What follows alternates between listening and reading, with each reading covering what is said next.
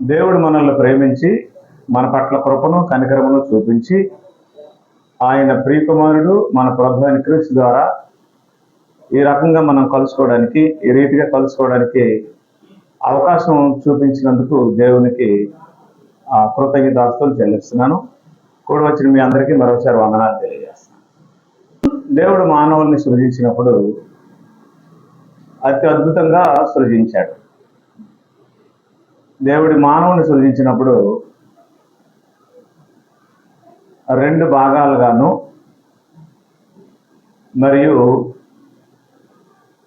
బలంగాను ఉండేటట్టు చేశాడు.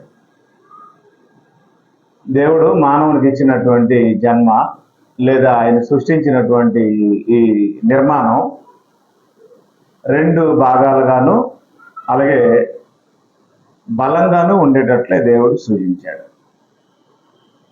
మానవుడే ఏదైనా ఒక పని చేసినప్పుడు 1-2 సార్లు ఆలోచించి చేస్తాడు.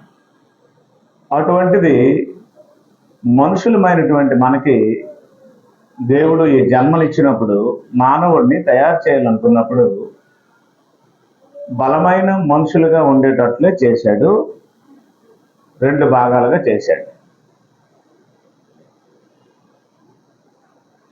ఈ మానవ జన్మ అనేది దేవుని యొక్క స్వరూపంలో, దేవుని యొక్క పోలికలో సృజించబడింది, ఇవ్వబడింది.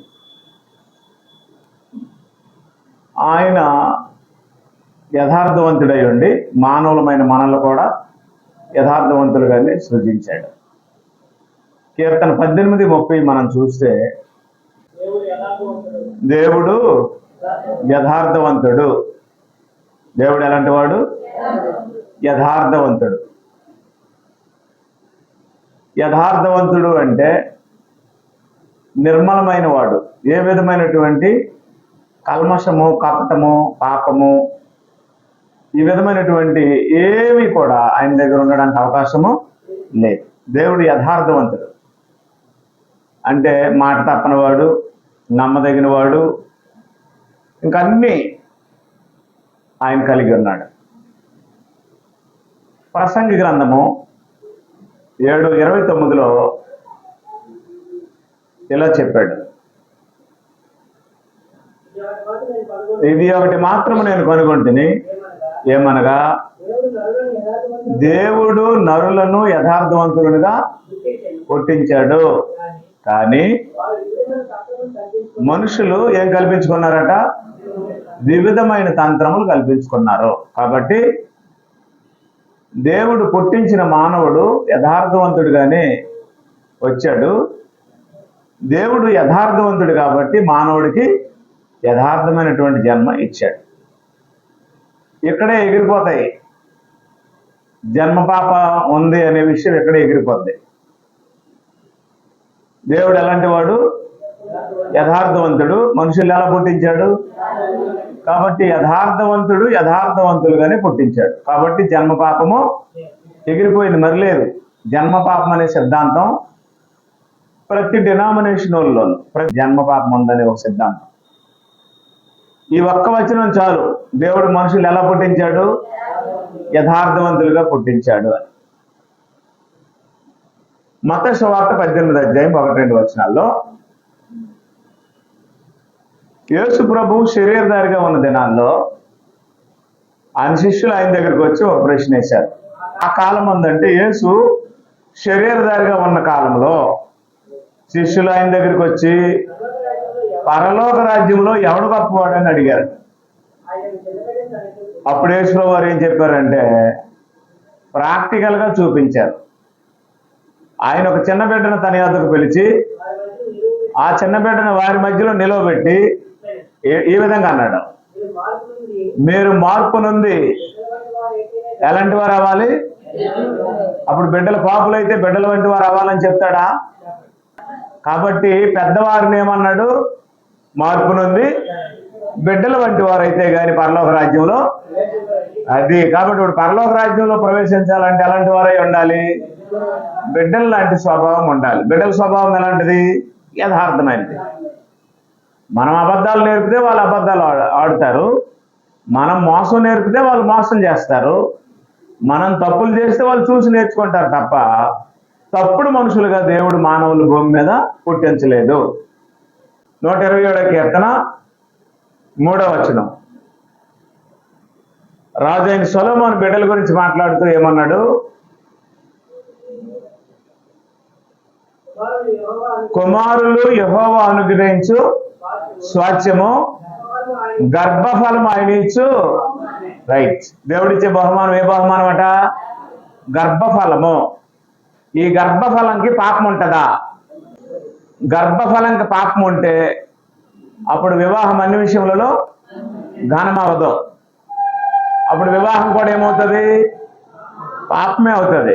కానీ దేవుడు ఏం చేయించాడంటే, నరుడు ఒంటరిగా ఉండుట మంచిది కాదని, వానికి సాటిైన సహాయమును వాని కొరకు చేయదుమనుకొని పురుషునికి గాఢ నిద్ర కలుగు చేసి వాని ప్రక్కట ఎముకల్లో ఎముకను తీసి ఆ ఎముకని స్త్రీగా నిర్మించి స్త్రీని దేవుడే తీసుకెళ్ళి అప్పచెప్పాడు. ఇదిగో నీ ఎముకలలో ఎముక, నీ మాంసంలో మాంసము, ఇది నరునిలో నుండి తీయబడింది అని అప్పచెప్పితే ఆదాము ఆ పద్యం పాడాడు, నారి అనబడును అని. కాబట్టి ఇప్పుడు వివాహము పాపమా? సంసారం వ్యభిచారమా? ఒకవేళ ఎవరైనా తెలుసో తెలియకో పెళ్లికి ముందు కానీ పెళ్ళైన వాళ్ళు కానీ తెలుసో తెలియకో వ్యభిచారం చేసిన,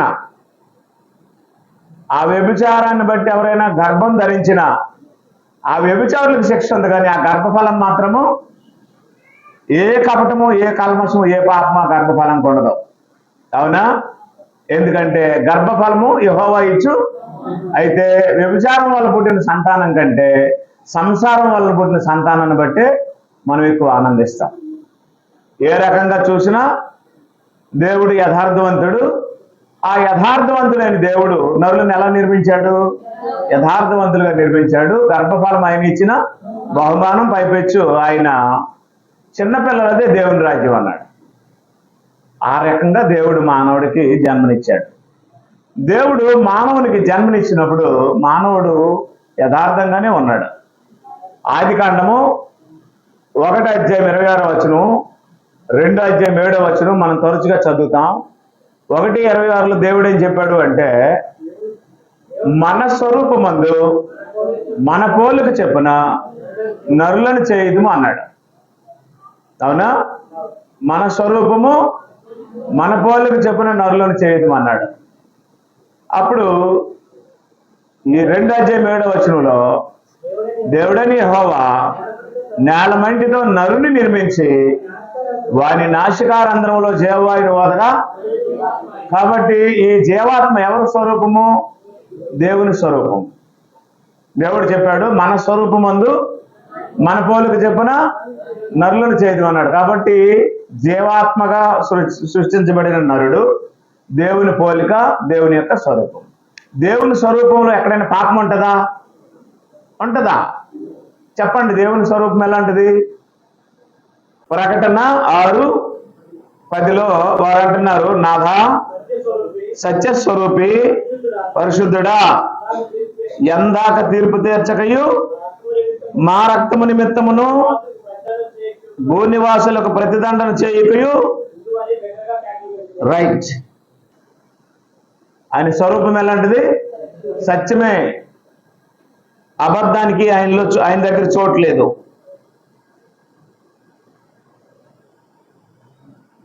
దేవుడు సత్యస్వరూపి.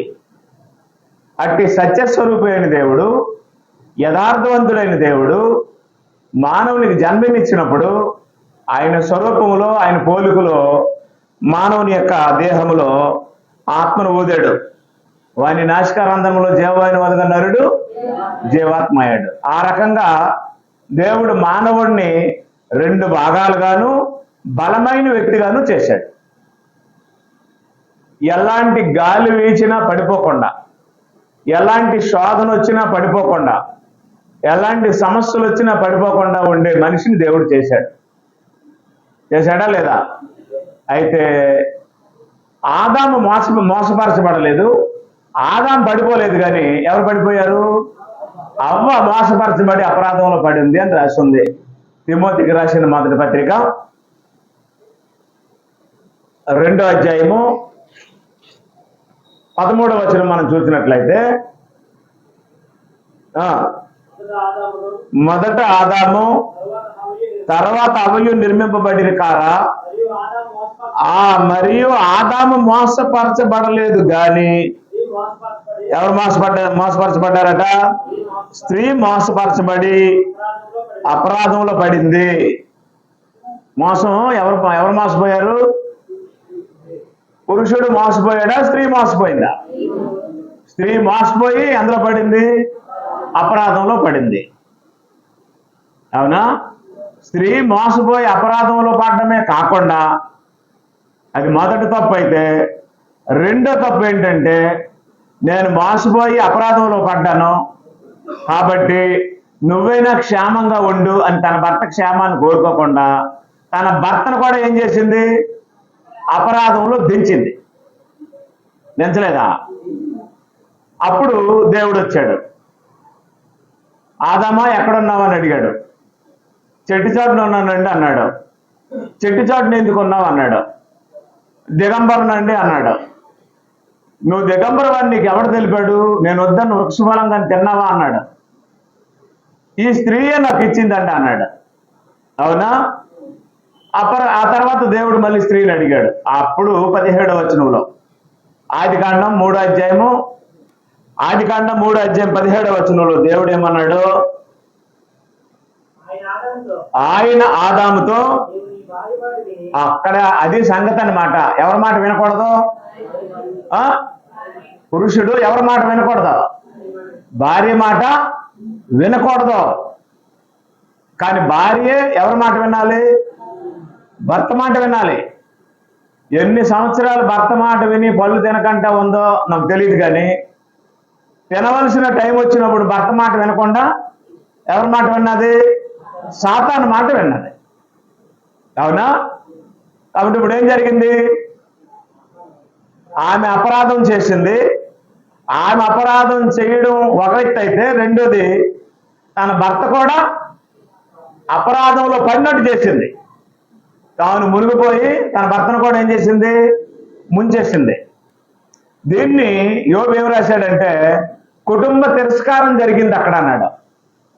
ఏం జరిగిందట?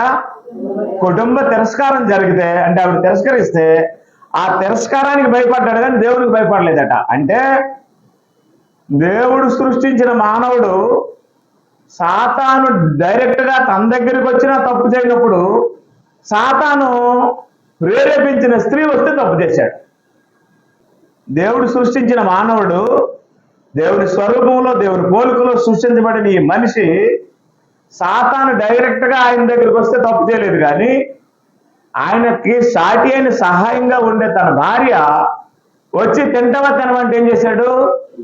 తినేశాడు. ఇప్పుడు సృష్టి ఎవరి వల్ల నాశనం అయింది? స్త్రీ వల్ల నాశనం అయిపోయింది. పాపము మరణం ఎవరి వల్ల వచ్చాయి? స్త్రీ వల్లే వచ్చాయి. సర్వ సృష్టి శాపానికి, మానవ జాతి పాపానికి లోనవడమే కాకుండా ఈ పాప శాపాల నుండి మానవ జాతిని విమోచించడానికి ఒక పుణ్యాత్ముడు పరలోకాన్ని విడిచిపెట్టి భూలోకానికి రావాల్సిన అవసరం వచ్చింది. రావడం మాత్రమే కాకుండా కఠోరమైనటువంటి జీవితం 33.5 సంవత్సరాలు పాపం చేయకుండా జీవించడం ఒక యజ్ఞంగా, ఒక కఠోర దీక్షగా జీవించడం జరిగింది. అలా జీవించడం మాత్రమే కాకుండా లైఫ్నే ఛాలెంజ్గా పెట్టి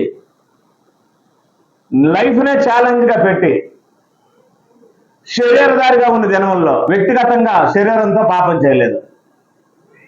లోకంలో 33.5 సంవత్సరాలు తిరిగిన లౌకికంగా ఏ విధమైన పాపము చేయలేదు. శరీరాన్ని జయించాడు, పాపాన్ని జయించాడు, లోకాన్ని జయించాడు. అప్పుడు చంపడానికి తీసుకెళ్తే కల్వరిలో బహుభయంకరమైనటువంటి మరణం ఆయనకి విధించినప్పుడు ఆ శ్రమలు, ఆ బాధలు, ఆ దెబ్బలు, ఆ అవమానాలు భరించి కల్వరిలో సాతాన్ని జయించాడు. అప్పటికైనా సరే నేను తట్టుకోలేనని దిగిపోతాడేమని చూశాడు సాతాను.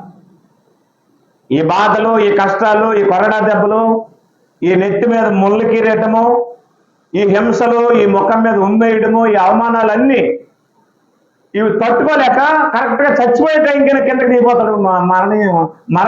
మరణించడు. ఈ కఠోరమైన మరణాన్ని ఆయన భరించలేడు, నేనే గెలుస్తాను అనుకున్నాడు. కానీ ఆ మరణం ద్వారా ఎవరిని జయించాడు? సాతాన్ని జయించాడు.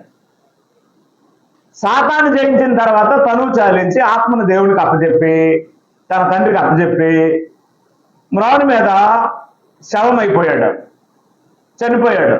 అలా చనిపోయినటువంటి శవాన్ని తీసుకెళ్లి సమాధి చేస్తే ఎన్నో రోజు లేచాడు? 3వ రోజు లెగడం వల్ల మరణాన్ని జయించాడు. ఎవరెవరిని జయించాడు వరుసగా చెప్పండి. శరీరంతో ఉన్న దినాల్లో వ్యక్తిగతంగా పాపాన్ని జయించాడు, లోకంలో తిరిగి లోకాన్ని జయించాడు, మరణం టైంలో సాతాన్ని జయించాడు, సమాధిలో నుంచి లెగడం వల్ల మరణాన్ని జయించాడు. ఇన్ని రకాలైనటువంటి శ్రమలు, ఇన్ని బాధలు, ఇన్ని కష్టాలు ఒక పుణ్యపురుషుడికి, ఒక పుణ్యాత్ముడికి రావడానికి కారణం ఎవరు? స్త్రీయే కారణం. అర్థమైందా? కాబట్టి దేవుడు సృష్టించిన మానవుడు అంత బలహీనుడు కాడు, త్వరగా పాపంలో పడిపోయేవాడు కాడు. కానీ ఎవరి వల్ల అలా జరిగింది అంటే, నీ సొంత భార్యే, నీ పక్కటెముకే, నీ సంసారే, నీ సాటే నిన్ను ముంచేసింది. అవునా? ఇవాళ కూడా కుటుంబాలు నాశనం అయిపోవడానికి, భర్తలు పిచ్చోళ్ళగా అయిపోవడానికి, పిల్లలు పాడైపోవడానికి, పిల్లల జీవితాలు వ్యర్థమైపోవడానికి, ఇల్లు గొల్లైపోవడానికి కారణం ఎవరో? స్త్రీలే. అలాగే కొన్ని ఇల్లు బాగుపడడానికి, పిల్లలు ఉన్నతమైన స్థితిలో ఉండడానికి, భర్త నలుగురిలో గౌరవంగా బ్రతకడానికి, తలెత్తుకొని జీవించడానికి కూడా కారణం ఎవరో? స్త్రీలే. అందువల్ల దేవుడు ఏం చెప్పాడు అంటే, స్త్రీ నాయకత్వము వలదు అన్నాడు. స్త్రీ నాయకత్వము వలదు. 1 తిమోతి పత్రిక 2వ అధ్యాయము 11వ వచనం. స్త్రీలు ఎలాగుండాలట? చెప్పట్లేదు మీరు.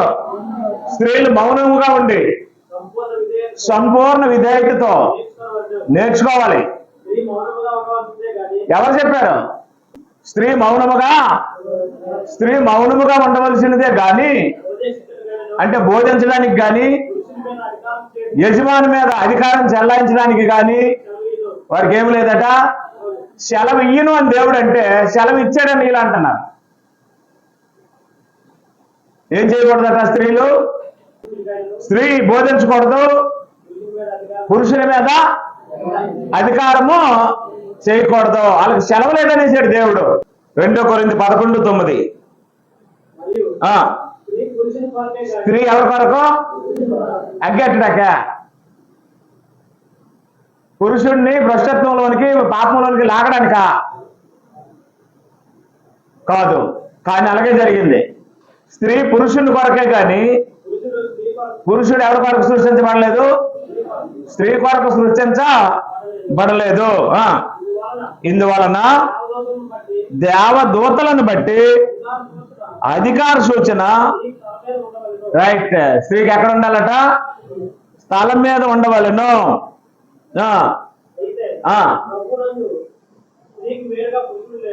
ప్రభునందు అంటే క్రీస్తునందు స్త్రీకి వేరుగా పురుషుడు లేడు, పురుషునికి వేరుగా స్త్రీ లేదంటే ఉండకూడదు. పురుషుడు స్త్రీ కలిసే ఉండాలి, భార్య భర్తలు కలిసే ఉండాలి, వేరుగా ఉండకూడదు. కానీ అర్థం చేసుకోవాల్సిన విషయం ఏంటంటే, ఎవరి కొరకు ఎవరు సృష్టించబడ్డారు? ఎవరి కొరకు ఎవరు సృష్టించబడ్డారు? పురుషుని కొరకే స్త్రీ, స్త్రీ కొరకు పురుషుడు కాదు. అందువల్ల దేవుడు సృష్టించిన మనిషి బలమైనోడు, దేవుడు సృష్టించిన మనిషి అద్భుతమైనటువంటి వాడు. అట్టి అద్భుతమైన, బలమైన, యథార్థమైన మనిషి, జన్మలో పాపము లేనటువంటి మనిషి మగాడు, పురుషుడు. అట్టి పురుషుడిని ఈ స్త్రీ ఏం చేసింది? వెళ్ళి పాపంలోనికి లాగింది, దించింది. అంతవరకు ఆయనకి ఏ పాపము, ఏ మలినము ఏమీ లేదు. ఈవిడ వెళ్ళిన తర్వాత ఆయన ఏమైపోయాడు? కదిలి పాపంలో జంప్ అయిపోయాడు.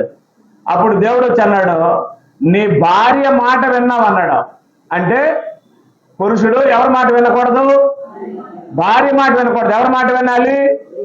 దేవుని మాట వినాలి. కానీ ఆదాము ఎవరి మాట విన్నాడు?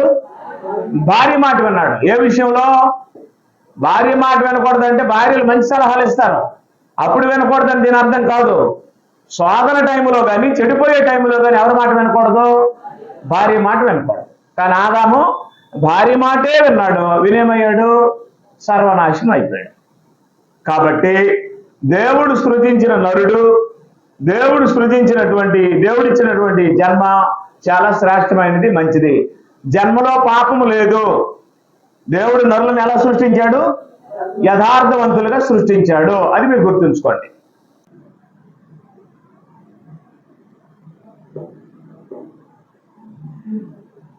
స్వభావము ఏంటది? స్వభావము ఇంగ్లీష్లో ఏమంటారు? నేచర్. స్వభావం ఇంగ్లీష్లో ఏమంటారు? నేచర్. గుణములు మనిషిలో ఏమంటాయి? గుణములు. దేవుడు మనిషిని సృజించినప్పుడు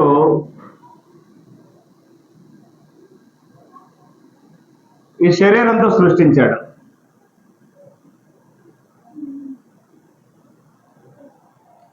శరీరం ఎలా నిర్మించబడింది? కణములు. 2 భాగాలు కదా, ఒకటి శరీరము, ఇది ఆత్మ. 2 ఆత్మ. నేలమంటితో శరీరాన్ని నిర్మించాడు. వాని నాసికారంధ్రంలో జీవాన్ని వదల నరుడేమయ్యాడు? లోపలేముంది, బయటేముంది? శరీరం. 2 భాగాలు, స్ట్రాంగ్ మ్యాన్. అప్పుడు ఆత్మ అంటే ఆత్మ ఎలాగా ఏర్పడతాడు? గుణములు ఆత్మ కలయిక. శరీరం ఎలాగా ఏర్పడుతుంది? కణములు కలయిక. 2 దేహాలు కలిస్తే, స్త్రీ పురుష 2 దేహాలు కలిస్తే వివాహం ద్వారా గర్భఫలంగా దేవుడు స్త్రీ యొక్క గర్భమందు మానవుడిని రూపిస్తాడు. దావీదు చెప్పాడు 139వ కీర్తనలో, నా తల్లి గర్భమందు నన్ను నిర్మించిన వాడవు నీవే, నా అంతరంద్రియములు కలుగు చేసిన వాడవు నీవే. కాబట్టి మానవ నిర్మాణం ఎక్కడ జరుగుతుంది? తల్లి గర్భమందు జరుగుతుంది. అలా జరిగినప్పుడు ఈ శరీరం ఎలాగా ఏర్పడుతుంది? ఈ శరీరం ఎలాగా ఏర్పడుతుందో చెప్పాడు యోబు గ్రంథం 10:10లో. ఒకడు పాలు పోసినట్లు నీవు నన్ను పోసితివి, జొండుగడ్డ ఒకడు పేరబెట్టినట్లు నీవు నన్ను పేరబెట్టితివి. చర్మము మాంసము, చర్మంతోనూ మాంసంతోనూ నీవు నన్ను కప్పితివి, ఎముకలతోనూ నరములతోనూ నన్ను సంధించితివి, జీవమును అనుగ్రహించి నా ఎడల కృప చూపించావు అని అన్నాడు. అవునా? రైట్. మరి శరీరం ఎక్కడి నుండి వచ్చింది? ఆదాం శరీరం ఎక్కడి నుండి వచ్చింది? మట్టి నుండి వచ్చింది. అవ శరీరం ఎక్కడి నుండి వచ్చింది? ఎముక నుండి. కయ్యని శరీరం ఎలాగొచ్చింది? ఇక్కడ రాసినట్టు వచ్చింది. అవునా? ఆదికాండం 4:1 చెప్పాడు, 3వ బిడ్డ, 3వ మనిషి ఈ సృష్టిలోకి ఎలా వచ్చాడు అక్కడ రాసి ఉంది. ఎలా ఉంది? ఆదాము తన భార్య అయిన అవ్వను కూడినప్పుడు ఆమె గర్భవతి. అంటే భార్య భర్తలు కలిస్తే ఆ అవ్వమ్మకి గర్భం వచ్చింది. ఆమె గర్భవతి అయి ఎవరు కన్నదట? కయ్యేని కన్నది. కాబట్టి 3వ మనిషి ఎలా వస్తాడు? కాపురం చేయడం ద్వారా, సంసారం చేయడం ద్వారా ఆమె గర్భవతి అయితే ఆ గర్భంలో నుంచి 3వ బిడ్డ వచ్చాడు. మొదటి మనిషి ఎక్కడి నుండి వచ్చాడు? మట్టి నుండి. 2వ మనిషి ఎక్కడి నుండి వచ్చింది? ఎముక నుండి. 3వ బిడ్డ ఎక్కడి నుండి వచ్చాడు? మనుషుల కలయిక వల్ల వచ్చాడు. అది రాశాడు. ఒకడు పాలు పోసినట్లు నీవు నన్ను పోసితివి కదా, జున్నిగడ్డ ఒకడు పేరబెట్టినట్లు నీవు నన్ను పేరబెట్టితివి, మాంసముతోనూ చర్మంతోనూ నన్ను కప్పితివి, ఎముకలతోనూ నరములతోనూ నన్ను సంధించితివి, జీవమును అనుగ్రహించిన ఎడల కృప చూపితివి. మానవ నిర్మాణం ఇలా ఉంది. ఇది శరీరానికి సంబంధించింది. అప్పుడు శరీరాన్ని ఎలా తయారు చేసిన దేవుడు ఏం చేశాడు అంటే, వారి నాసికారంధ్రంలోనికి ఏం పంపించాడు? జీవాత్మను పంపించాడు. ఇప్పుడు మానవ శరీరంలో ఎవరున్నారు? ఆత్మ ఉన్నాడు. ఆత్మ ఉన్నాడు. రెండో విషయం ఏమిటి అంటే వ్యక్తి. నీవు, నేను, అతడు లేదా ఆమె. ఇప్పుడు నీవు, నేను, అతడు, ఆమె, అది, వాడు, వీడు అంటాం కదా. దేన్ని అంటాం? వ్యక్తిని అంటాం. ఓకేనా? వ్యక్తి ఎవరు? శరీరం కాదు. శరీరము వ్యక్తి కాదు. చూడండి, ఒక మనిషి బ్రతుకున్నాడు, పురుషుడైతే ఆయన వచ్చాడు అని అంటాం, అవునా? అదే మనిషి చనిపోయాడు. చనిపోయినటువంటి ఆ శరీరం కింద పడుకోబెట్టారు అనుకోండి, ఆయన్ని తీసుకెళ్ళండి అంటారా? సరే, మోసుకొని వెళ్తున్నారు. మోసుకొని వెళ్తున్నప్పుడు ఎవరికైనా ఎదురైంది అనుకోండి, ఏమంటారు? ఆయన ఎదురయ్యాడు అంటారా? శవం ఎదురైంది అంటారా? ఇప్పుడేమో భాష మారిపోయిందా లేదా? కాబట్టి ఇప్పుడు ఆయన అనే పదం దేనికి? ఎవరికి సంబంధించింది? ఆత్మకు సంబంధించింది. నేననే పదం దేనికి సంబంధించింది?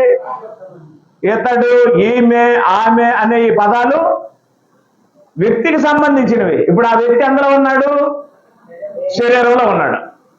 ఓకేనా? ఇక్కడ వ్యక్తి అంటే ఎవరు?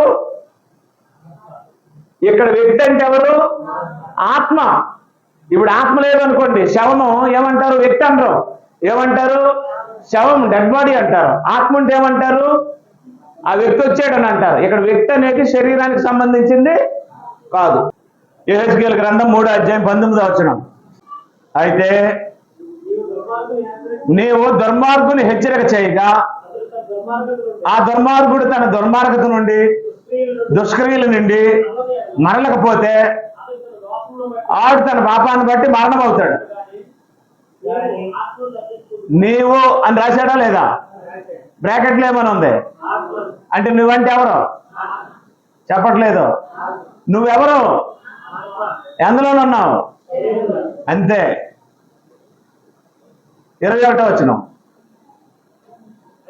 అయితే పాపము చేయవలదని నీతి గల వారిని నీవు హెచ్చరిక చేస్తే అతడు, ఆ నీతి గలవాడు హెచ్చరింపబడి పాపం చేయడం మానేస్తే అతడు బ్రతుకుతాడు. నీ మట్టుకు నీవు. రైట్. ఇప్పుడు నీవంటే ఎవరు? చెప్పట్లేదు. నువ్వంటే ఎవరు? నేనంటే ఎవరు? ఆమె అంటే ఎవరు? అతడంటే ఎవరు? పాయింట్ అర్థమైందా? వ్యక్తి ఎవరు? అసలు వ్యక్తి ఎవరు? అసలు వ్యక్తి ఆత్మే. ఇప్పుడు ఎంతలోనే ఉన్నాడు? దేహంలోనే ఉన్నాడు. కానీ జనం ఏమనుకుంటున్నారు? అసలు వ్యక్తి ఈ మీసాలు తిప్పినాడు అనుకుంటున్నారు. అసలు వ్యక్తి కిరిచోడు వేసినాడు అనుకుంటున్నారు. అసలు వ్యక్తి జీతగాడు అనుకుంటున్నారు. అసలు వ్యక్తి శరీరం అనుకుంటున్నారు. శరీరం అసలు వ్యక్తే కాదు. శరీరానికి అసలు వ్యక్తిత్వం ఉండదు. ఓకేనా? అంతరంగ పురుషుడు లోపల ఉన్నాడు. అట్టి లోపల ఉన్నటువంటి ఆత్మ ఒక వ్యక్తి. ఆ వ్యక్తి దేవుని యొక్క స్వరూపంలో నుంచి వచ్చాడు మన శరీరంలో ఉండడానికి. ఆ వ్యక్తి ఉండడానికి ఏర్పాటు చేసిందే ఈ శరీరం. ఓకేనా? శరీరం శాశ్వతమైనది కాదు, వ్యక్తి శాశ్వతమైనడు. కాబట్టి మనం అర్థం చేసుకోవాల్సిన విషయం ఏంటంటే, నేను అంటే ఆత్మని. ఎందులో ఉన్నాను? దేహంలో ఉన్నాను. నువ్వు అంటే ఆత్మవు. ఎందులో ఉన్నావు? శరీరంలో ఉన్నావు. దానియేలు గ్రంథం 7:15 దానియేలుకి అర్థమైంది. నాకు కలిగిన దర్శనములు నన్ను కలవరపరుచున్నందున దానియేలును నేను, అది దానియేలు దేహమా? దానియేలు దేహంలో ఉన్నాడా? దానియేలు అనే ఆయన ఒక ఆత్మ. ఇప్పుడు ఎందులో ఉన్నాడు? దేహంలో ఉన్నాడు. ఇప్పుడు దేహం దానియేలు కాదు. దానియేలు ఎందులో ఉన్నాడు? లోపల ఉన్నాడు దానియేలు. బయట ఉన్నాడు దానియేలు శరీరం. నీవు అంటే లోపల ఉన్నావు, బయట ఉన్నది నీ శరీరం. నువ్వు ఎందులోనున్నావు? దేహంలోనున్నావు. ఈ దేహం నువ్వు కాదు, ఈ దేహం నీదే. ఇంట్లో శ్రీని ఉన్నాడు, శ్రీని ఇల్లు కాదు అని అంటావా? అదేవిధంగా శ్రీని గారు ఎందులో ఉన్నాడు? దేహంలో ఉన్నాడు. కానీ దేహం ఎవరు కాదు?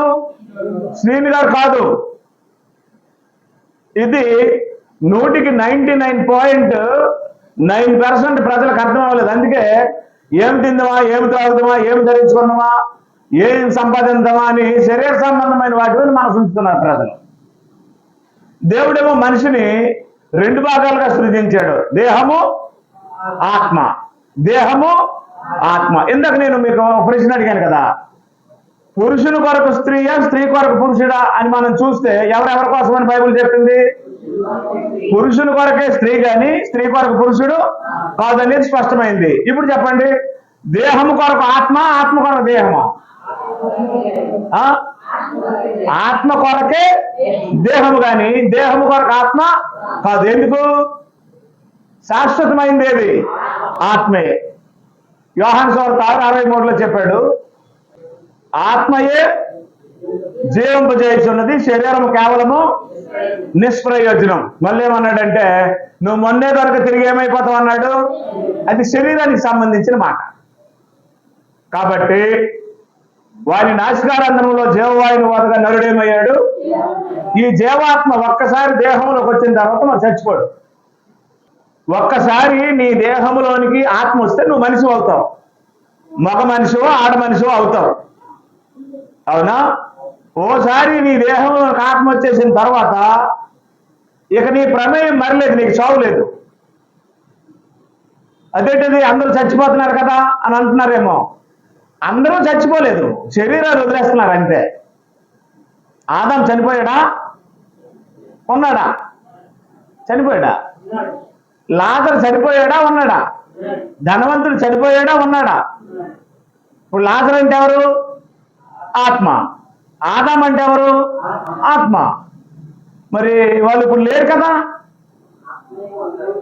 శరీరాలతో లేరు, శరీరాలు లేవు. అంటే దేవుడు మరణం అనేది మానవుడికి ఇవ్వలేదు అనుకో, ఈ భూమి పట్టదు ఇప్పుడున్నటువంటి వీళ్ళందరూ బతికుంటే. ఆదాము నుండి ఈ రోజు వరకు ఈ చనిపోయిన వాళ్ళందరూ చనిపోకుండా అలాగే దేవుడు ఉంచేశాడు అనుకోండి, ఆయుష్ తగ్గించలేదు అనుకోండి, ఈ భూమి సరిపోద్దా? ఎప్పటికే చాలటం లేదు. ఇల్లు మీద ఇల్లు, విపరీతమైనటువంటి జనాభా పెరిగిపోతున్నారు.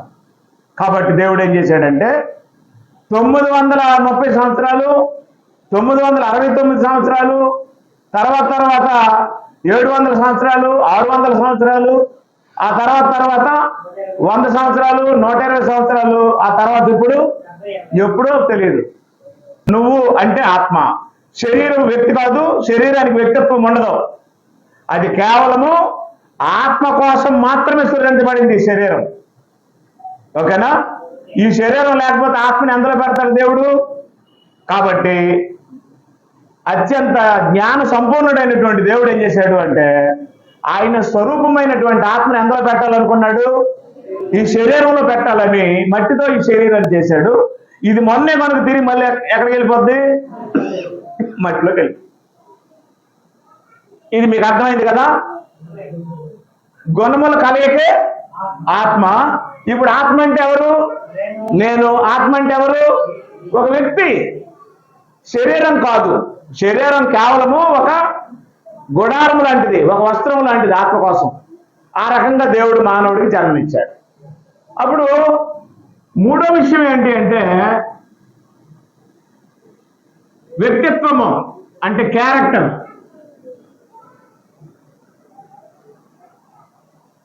వ్యక్తిత్వం అనేది దేనికి వస్తుంది? వ్యక్తికి వస్తుందా, శరీరానికి వస్తుందా? అసలు వ్యక్తి ఎవరు? ఆత్మే. ఆత్మకి ఏం రావాలి? వ్యక్తిత్వం రావాలి. అవునా? ఈ వ్యక్తిత్వం రావాలి అంటే, వ్యక్తిత్వము లేదా స్వభావము రావాలి అంటే తాను ఎవరో ముందు తెలుసుకోవాలి కదా. మనిషిగా నువ్వెవరో, నీ జన్మ ఎన్ని భాగాలో, ఈ 2 భాగాల్లో ఏది శాశ్వతమైనదో, వ్యక్తిత్వం దేనికి వస్తుంది అనేది చాలా మందికి తెలియక ఏం చేస్తున్నారంటే, వ్యక్తిత్వం అనేది శరీరానికి వస్తుందని శరీరం మీద వేషాలు వేస్తున్నారు. యేసుప్రభు వేషాలు, మరియమ్మ వేషాలు. అవునా? యేసుప్రభు వేషాలు, మరియమ్మ వేషాలు, యోసేపు వేషాలు, నాటకాలు వేస్తున్నారా లేదా? నాటకాలు ఆడితే వ్యక్తిత్వం ఆత్మ కాదు. ఎందుకంటే వ్యక్తి ఆత్మ అనే సంగతి తెలియని అలాంటి నాటకాలు ఆడతారు. ఆ నాటకము స్టేజ్ దిగిపోయినంత వరకే, పాత్ర అయిపోయినంత వరకే, అవి వాస్తవాలు కావు. ఓకేనా? కానీ చూడటానికి ఎలా ఉంటాయి నాటకాలు? చాలా కన్నుల పండుగగా ఉంటాయి, కానీ అవి వాస్తవాలు, అవి నిజాలు కావు. అలా నాటకాలు వ్యక్తిత్వం రాదు నాటకాల వల్ల. కాబట్టి ఈ వ్యక్తిత్వం అనేది దేనికి రావాలి? ఆత్మకు రావాలి. దాన్ని మరొక మాటలో ఏమన్నారు అంటే స్వభావము. ఏమన్నారు? స్వభావము అన్నారు. ఆత్మకి ఏం రావాలి? స్వభావము రావాలి. ఒక వ్యక్తిత్వము లేదా ఒక క్యారెక్టరు, ఒక స్వభావము రావాలి. అవునా? ఆ విధమైనటువంటి స్వభావము సృష్టించినప్పుడు ఆత్మకు ఉంది, పాపం చేసినప్పుడు పోయింది. సృష్టించినప్పుడు ఆత్మకి ఉంది, పాపం చేసినప్పుడు ఏమైంది? పోయింది. ఇప్పుడు నీది ఎలాంటి స్వభావమో, నీది ఎలాంటి వ్యక్తిత్వమో తెలియాలంటే ఏం జరగాలి? క్రియలు జరగాలి. మాట వల్ల కానీ క్రియ వల్ల కానీ నువ్వు ఎలాంటి మనిషివో ఎక్స్పోజ్ అవ్వాలి. అవునా? అలా క్రియలు జరగాలంటే ఏముండాలి? శరీరం ఉండాలి. శరీరము ఆత్మ చేత క్రియలు జరిగించడానికి దేవుడు అనుగ్రహించిన ఒక పరికరం. అప్పుడు మంచి పను చెడ్డ పను ఏదో మాటో లేకపోతే క్రియో ఏదో ఒకటి చేస్తావు కదా, అప్పుడు తెలిసిపోతా తెలీదా? ఇప్పుడు సాతాను ఉన్నాడు, క్రియలు చేస్తాడా చేయడా? చేస్తాడా? సాతాను క్రియలు చేయడానికి వాడికి శరీరం లేదు. అలాగే ఇప్పుడు మనం క్రియలు చేయాలంటే మనకేముండాలి? శరీరం ఉండాలి. ఇప్పుడు నేను 10 మందికి అన్నం పెట్టాలి, 10 మందికి వస్త్రాలు ఇవ్వాలి, ఒక హాస్పిటల్లో ఉన్నటువంటి ఎవరినైనా నేను చూడాలి, ఎవరినైనా దర్శించాలి. ఇవి జరగాలంటే నాకేముండాలి? శరీరం ఉండాలి. వ్యక్తిగా లోపల ఆత్మ ఉన్నా ఆత్మ యొక్క వ్యక్తిత్వం బయటపడాలి అంటే ఏముండాలి? క్రియలు జరగాలి. క్రియలు జరగాలంటే ఏముండాలి? శరీరం ఉండాలి. శరీరం లేకుండా మనం ఏ పని చేయలేము. శరీరము ఆత్మను అనుసరించి క్రియలు జరిగించినట్లు దేవుడు మానవుడికి అనుగ్రహించినటువంటి ఒక క్షేత్రము లాంటిది, ఒక యంత్రము లాంటిది. నువ్వు ఎలాంటి మనిషివో నిన్ను బయట పెట్టేదే శరీరం. నీ స్వభావము, నీ స్వరూపము, నీ లెక్క బయటికి తెలియాలంటే నీకేముండాలి? శరీరం ఉండాలి. శరీరం ఉంటే మాట్లాడతావు, శరీరం ఉంటే చూస్తావు, శరీరం ఉంటే వింటావు, శరీరం ఉంటే నడుస్తావు, అన్ని పనులు చేస్తావు. అందుకు దేవుడు ఏం చేశాడు అంటే శరీరానికి జ్ఞానేంద్రియాలు ఇచ్చాడు.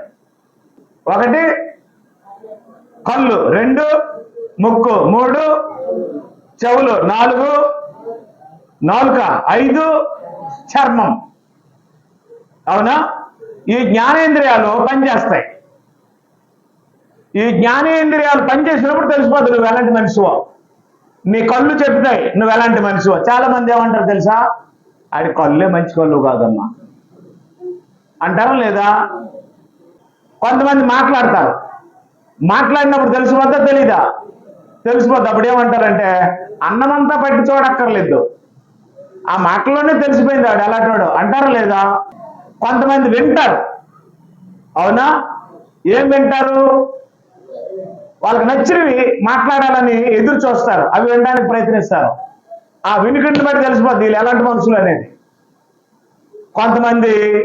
కొంతమందితో రూఢీగా బిహేవ్ చేస్తారు దేహాలతో, వాళ్ళకి అర్థమైపోద్ది ఈ మనిషి ఇబ్బంది పెడుతున్నాడు అని.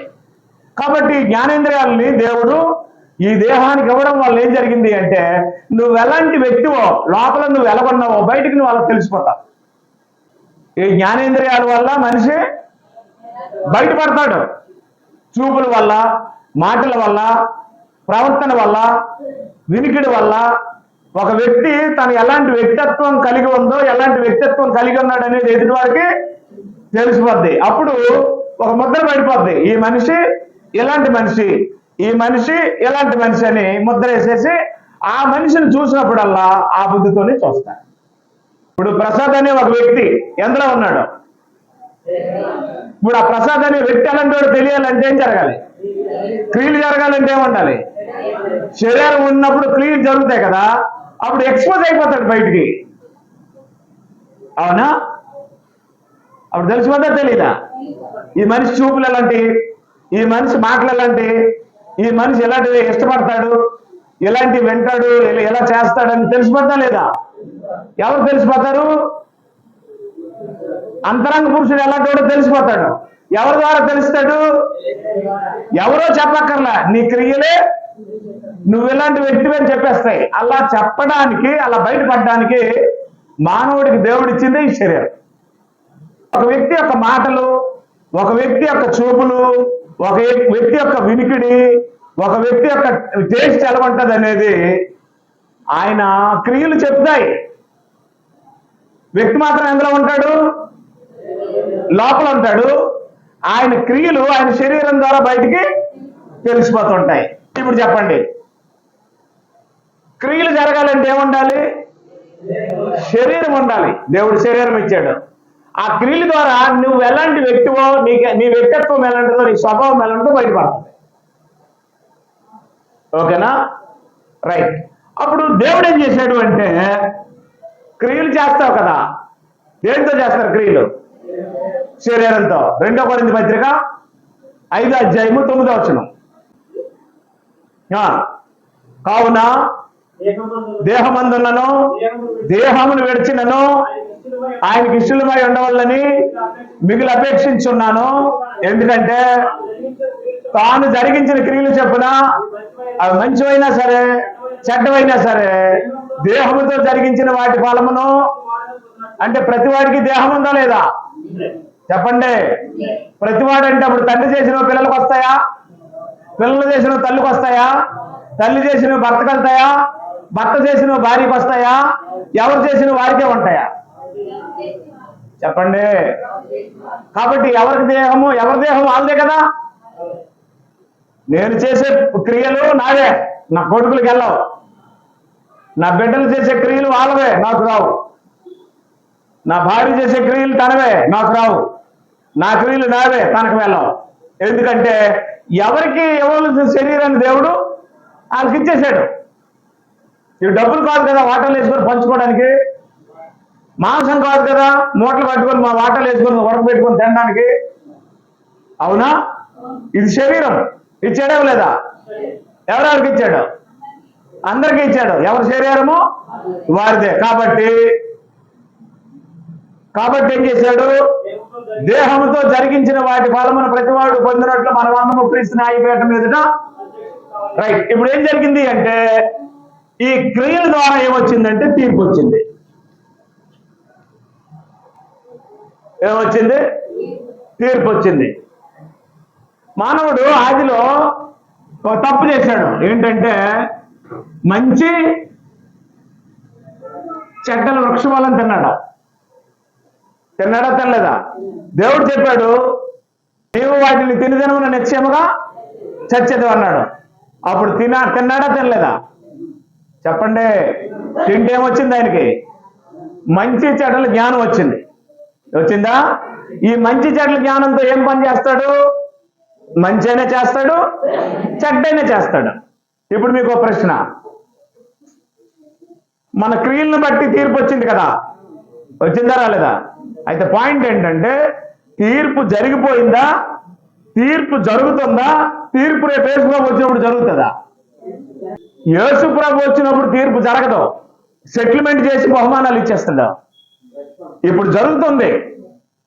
నువ్వు దేహంతో జరిగించిన క్రియలు ఉంటాయి కదా, మంచి అయినా చేస్తావు, చెడైనా చేస్తావు. ఇదిగో నువ్వు దేహంతో జరిగించినటువంటి మంచి పనులు ఇక్కడికి వెళ్తాయి, నువ్వు దేహంతో జరిగించినటువంటి చెడ్డ క్రియలు ఇక్కడ ఉంటాయి, మంచి క్రియలు ఇక్కడ ఉంటాయి. కాబట్టి ఇప్పుడు ఏం జరిగింది? నీ క్రియలు నువ్వే డిసైడ్ చేసుకుంటున్నావు. అవునా? నువ్వు వాడే మాటలు మంచివైతే మంచిలో డిపాజిట్ అవుతాయి, నువ్వు వాడే మాటలు పనికిమాలం అయితే చెడ్డలో డిపాజిట్ అవుతాయి.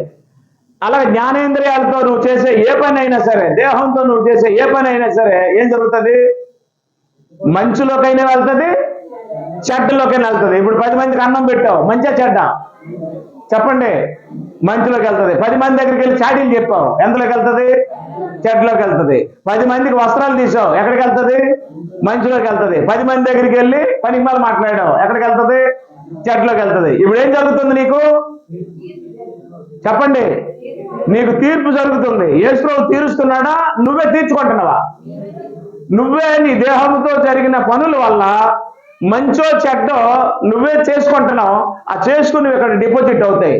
అప్పుడు యేసు ప్రభు వచ్చి ఏం చేస్తాడంటే, ఇదిగో ఇన్ని చెడ్డ పనులు నువ్వు చేసావు కాబట్టి నీకు నరకం ఇస్తున్నాను, ఇన్ని చెడ్డ పనులు నువ్వు చేసావు కాబట్టి నీ రికార్డు తిప్పుతున్నాను, నీకు ఇలాగేస్తాను అలాగేస్తాను అని అంటావు. ఆయన వచ్చి చేసే పని ఏంటంటే రెండుగా విభజించేస్తాడు. రైట్ సైడ్ ఉన్న వాళ్ళందరినీ గొర్రెలు అన్నాడు, లెఫ్ట్ సైడ్ ఉన్న వాళ్ళందరినీ మేకలు అన్నాడు.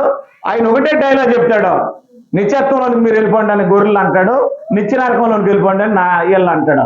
మేము ఏం చేసామండి అని అంటారు వీళ్ళు. అంటే అప్పుడు అంటాడు, నేను రోగునై ఉన్నాను, మీరు పరామర్శించలేదు, నేను ఆకలితో ఉన్నాను, మీరు అన్నం పెట్టలేదు, దాహంతో ఉన్నాను, దాహం తీర్చలేదు, హాస్పిటల్లో జాయిన్ అయ్యాను, నన్ను చూడడానికి మీరు రాలేదంటే అప్పుడు అంటారట ఈ విశ్వాసులు, నువ్వు ఏ హాస్పిటల్లో జాయిన్ అయ్యావు ప్రభు మాకు తెలియదు, మేము వచ్చి నీకు పళ్ళుకాయలు ఇచ్చింది కదా, నీకు ఎప్పుడు ఆకలేసింది యేసు ప్రభు, అలాగైతే నీకు దమ్ బిర్యానీ వండించిద్దాం కదా, నువ్వు ఎప్పుడు రోగువై ఉన్నావు యేసు ప్రభు, అలాగైతే వచ్చి నీ పాదాలు కడిగిద్దాం కదా కన్నీరుతోటి, నువ్వు ఎప్పుడు వస్త్రహీనుడు అయి ఉన్నావు యేసు ప్రభు, అలాగైతే నీకు మంచి పట్టు వస్త్రాలు కొనిద్దాం అప్పు సొప్పు చేసి అని అంటారట. అప్పుడు యేసు ప్రభు ఏమంటాడంటే, నాకు కాదు, నా పేరట ఎవరికి చేయబడతాయో వారికి చేస్తే నాకు చేసినట్టు అన్నాడు. అవునా? అవేంటి? క్రియలే కదా, చెప్పండి. కాబట్టి ఇప్పుడు మన క్రియలు చేయడం వల్ల మనల్ని మనం ఏం చేస్తున్నాం? తిరిగి తీర్చుకుంటున్నాం. అవి మంచివైతే మంచి మంచి మంచి డిపాజిట్ అవుతాయి, చెడ్డవైతే చెడ్డదానిలో కలిసి స్టోర్ అవుతాయి. కాబట్టి నువ్వు ఇప్పుడు ఏం చేస్తున్నావు అంటే తీర్పు తీర్చుకుంటున్నావు. అప్పుడు ప్రభు ఏమన్నాడంటే, ఎదుటి వారికి తీర్పు తీర్చకండి, మీకు మీరే తీర్పు తీర్చుకోండి, మిమ్మల్ని మీరే విమర్శించుకోండి అన్నాడు. మీరు భ్రష్టులో, మీరు విశ్వాసులో, యథార్థవంతులో మీకు మీరే చెక్ చేసుకోండి, ఎదుటి వారిని చెక్ చేయడం మీ పని కాదన్నాడు. మీకు అర్థమైంది కదా? రైట్. వ్యక్తి అంటే ఎవరు? గుణములు కలిస్తే ఏమవుతుంది? గుణములు కలిస్తే ఆత్మ అవుతుంది. వ్యక్తి అంటే ఎవరు? ఆత్మే. అవునా? అట్టి వ్యక్తికి ఏమొస్తుంది? వ్యక్తిత్వం వస్తుంది. దేహానికి వ్యక్తిత్వం రాదు, శరీరానికి వ్యక్తిత్వం రాదు. ఆ వ్యక్తిత్వమే స్వభావం. అవునా? ఈ స్వభావం ఎలాంటిదో బయటపడాలంటే ఏం జరగాలి? క్రియలు జరగాలి. క్రియలు జరగాలంటే ఏముండాలి? క్రియలు జరగాలంటే శరీరం ఉండాలి. ఆ శరీరంతో జరిగించినటువంటి క్రియలు ఏ క్రియలు అవుతాయి? మంచివైన అవుతాయి, చెడ్డవైన అవుతాయి. ఏ వ్యక్తి చేస్తావు వెళ్ళిపోతావు, ఏవి ఎక్కువైతే వెళ్ళిపోతావు నువ్వు. ఇప్పుడు ఇలా త్రాసు పట్టుకున్నాం, ఆ ముళ్ళేమో కరెక్ట్ గా నీళ్ళు తిన్నగా ఉంటది, ఏది ఎక్కువైతే అటు వెళ్ళిపోతుంది కదా. అదే రకంగా నువ్వు చేసే క్రియలు మంచివైతే నువ్వు మంచి స్థానంలోనే ఉంటావు, నువ్వు చేసే క్రియలు చెడ్డవైతే చెడ్డ స్థానంలోనే ఉంటావు. అది యేసు ప్రభు చేతిలో లేదు. ఎవరి చేతిలో ఉంది? దేహం ఉన్న ప్రతి వాడికి అప్పచెప్పేశాడు. అందువల్ల ఏమన్నాడంటే, దేహంతో జరిగించిన వాటి ఫలమును ప్రతివాడు పొందినట్లు మనం ఎక్కడికి వెళ్ళాలట? క్రీస్తు న్యాయపీఠం గారికి వెళ్ళాలి. అర్థమైందా? ఫలం పొందడానికి ఎక్కడికి వెళ్ళాలి? క్రీస్తు న్యాయపీఠం దగ్గరికి వెళ్ళాలి. చేసినటువంటి పనులు ఎక్కడ డిపాజిట్ అవుతాయి? ఎక్కడే డిపాజిట్ అవుతాయి. అవునా? అక్కడికి వెళ్ళి ఫలం తీసుకోవడమే, అది మంచిదైనా చెడ్డదైనా. ఫలం ఇచ్చేవాడు అక్కడ, పనులు జరిగేది ఎక్కడ. మీకు అర్థమైందా? కాబట్టి ఈ రీతిగా దేవుడు మానవుని సృష్టించాడు. గుణముల కలయిక ఆత్మ, కణముల కలయిక శరీరం. అనేక కణాలు కలిస్తే ఏమైంది? శరీరం అయింది. అనేక గుణాలు కలిస్తే వ్యక్తి అవుతాడు. ఆ వ్యక్తి ఆత్మే. ఆ వ్యక్తికి వ్యక్తిత్వం ఉంటుంది. ఆ వ్యక్తిత్వమే స్వభావము లేదా స్వభావ లక్షణాలుగా ఉంటాయి. ఆ వ్యక్తిత్వం ఎలాంటిదో, ఆ స్వభావం ఎలాంటిదో బయటపడాలంటే ఏం జరగాలి? క్రియలు జరగాలి. క్రియలు జరగాలంటే ఏముండాలి? శరీరం ఉండాలి. అప్పుడు శరీరంతో నువ్వు చేస్తున్నటువంటి క్రియలు నీకు నువ్వే తీర్పు తీర్చుకుంటున్నావు. అవునా? నీ తీర్పు జరిగిపోతుంది. ఇప్పుడు నువ్వు బూత్ మాట్లాడావు, తీర్పు తీర్చేసుకున్నావు. నువ్వు మంచి మాట్లాడావు, తీర్పు తీర్చేసుకున్నావు. నువ్వు దాన ధర్మాలు చేసావు, తీర్పు తీర్చేసుకున్నావు. పిసినారేసాలు వేసావు, తీర్పు తీర్చేసుకున్నావు. నీ క్రియలు నీకు తీర్పు తీరుస్తున్నాయి, డిపాజిట్ అయిపోతున్నాయి. రెండు పక్కల రెండే ఉంటాయి, ఒకటి మంచి కానీ చెడ్డ కానీ. అది మంచి అయినా చేస్తావు, చెడైనా చేస్తావు. మంచి అయితే ఇటు వస్తుంది, చెడైతే ఇటు వస్తుంది. నీ క్రియలు నీతోనే ఉంటాయి. అప్పుడు బహుమానం మాత్రం నీ దగ్గర ఉండదు. బహుమానం పొందాలంటే ఎక్కడికి వెళ్ళాలి? క్రీస్తు న్యాయపీఠం దగ్గరికి బహుమానం కోసం వెళ్ళాలి. అప్పుడు ఆయన బహుమానం ఇచ్చేస్తాడు. అది నిత్యత్వమో నిత్యనరకమో ఏది వస్తుందో నీకు నాకు తెలియదు. పాయింట్ అర్థమైందా? ఆ రకంగా దేవుడు మానవుడిని సృష్టించాడు. క్రియల ఫలితమే పొందుతామని రాసి ఉంది, కానీ జన్మ పాపం ఫలితం పొందుతామని బైబిల్లో ఎక్కడ రాసలేదు. ఎందుకంటే నరులను దేవుడు యథార్థవంతులుగా పుట్టించాడు. స్వభావ లక్షణాలు మారిపోయిన తర్వాత, మంచి చెడ్ల జ్ఞానం వచ్చిన తర్వాత, మంచి కంటే చెడుని ఎక్కువ మానవులు ప్రేమించడం వలన, మంచి కంటే చెడుకి ఎక్కువ సమయాన్ని దేహాన్ని ఇవ్వడం వలన మనుషులు చెడిపోయారు. భూలోకము దేవుని సన్నిధిలో చెడిపోయింది. అలా చెడిపోయినటువంటి వ్యక్తుల యొక్క స్వభావాన్ని చెడగొట్టడానికి, అలా దేవుడు సృష్టించినటువంటి వ్యక్తుల యొక్క స్వభావాన్ని చెడగొట్టడానికి, దేవుని స్వరూపంలో దేవుని పోలికలో సృష్టించబడిన మానవుడు పాడైపోవడానికి ఒక కీలకమైన వ్యక్తి పనిచేస్తున్నాడు. ఆయన ఎవరో, ఎలా పనిచేస్తున్నాడో, ఎలా పాడు చేస్తున్నాడో, ఆయన అలా పాడు చేయడానికి ఎందుకు కంకణం కట్టుకున్నాడు అనే విషయాలు వచ్చేవారు నేర్చుకుందాం. ఇప్పుడు మనం ఆత్మలమే, శాశ్వతమైన వ్యక్తులమే. వ్యక్తిత్వం అనేది ఆత్మకు సంబంధించిందే. స్వభావము లక్షణాలు అనేవి ఆత్మకే వస్తాయి. అలాగని వర్షంలో నిలబడతామా? చెప్పండి. అలాగని ఎండలో నిలబడతామా? అలాగని చెట్ల కింద కాపురాలు చేస్తామా? అలాంటి వాతావరణం లేకుండా ప్రతి మనిషికి దేవుడు ఏమి ఇచ్చాడు? ఒక ఇల్లు ఇచ్చాడు. ఆ ఇల్లు శాశ్వతమైంది కాదు, ఈ ఒళ్ళు శాశ్వతమైంది కాదు. శాశ్వతమైనడు ఎవరో? అంతరంగ పురుషుడు లోపల ఉన్నాడు. అయితే ఆయన ఎక్కడి నుండి వచ్చాడో అక్కడికి వెళ్ళడానికి నీ స్వభావంలో మార్పులు రావాలి. అలా రాకుండా పోతే ఏం జరుగుతుంది అంటే, ఈ మంచి చెడ్ల జ్ఞానం వచ్చిన తర్వాత మానవుడు మంచిగానే చేస్తాడు, చెడ్డైనా చేస్తాడు. బ్యాలెన్స్ ఎక్కువ చెడుకు అయిపోయింది అనుకోండి, అప్పుడు ఇటు నుంచి ఆత్మ విడిపోతుంది. అప్పుడు బ్యాలెన్స్ ఎక్కువ మంచికి అయింది అనుకోండి, సత్క్రియలకు అయింది అనుకోండి, ఆత్మ నిత్యత్వానికి వెళ్తాడు. ఆ రకమైన వాతావరణం ఇప్పుడు ఎవరి చేతిలో పెట్టాడు? నీ చేతిలో పెట్టాడు. నువ్వు మంచి చేస్తే మంచి మంచిలో డిపాజిట్ అవుతుంది. నువ్వు చెడ్డ చేస్తే చెడ్డలో డిపాజిట్ అవుతుంది. ప్రతిఫలం మాత్రం నువ్వు అనుభవిస్తావు ఒకరోజు అని చెప్పేసట్లేదు. అందువల్ల ఈ శరీరం ఎందుకు ఇచ్చాడు అనేది జాగ్రత్తగా తెలుసుకొని, ఒళ్ళు దగ్గర పెట్టుకొని, భయభక్తులతో మోకరించి, వినయ విధేయతలతో దేవుడిని గౌరవించి, కృతజ్ఞతాస్తుతులు చెల్లించి జీవితాన్ని ముందుకు నడిపించుకోవాలి. ఈ విధమైనటువంటి మానవ జాతికి పట్టినటువంటి ఒక దరిద్రం ఉంది. ఆ దరిద్రం ఎలాగొచ్చిందో, ఎందుకు వచ్చిందో అనే విషయాలు ఒకరోజు మళ్ళీ మనం తెలుసుకుందాం. మీ అందరికీ వందనాలు.